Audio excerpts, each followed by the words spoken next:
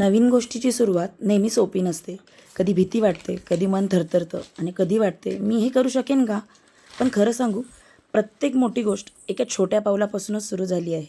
तुम्हाला आठवतं का, पहिल्यांदा चालायला शिकताना आपण किती वेळा पडलो असेल?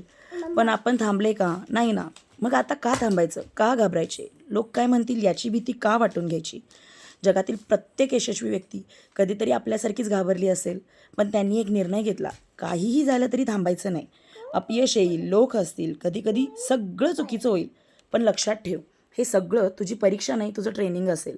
आज एक छोटं पाऊल टाक. परफेक्ट असण्याची वाट बघू नको. सुरुवात कर. कारण सुरुवातच सगळ्यात महत्त्वाची असते.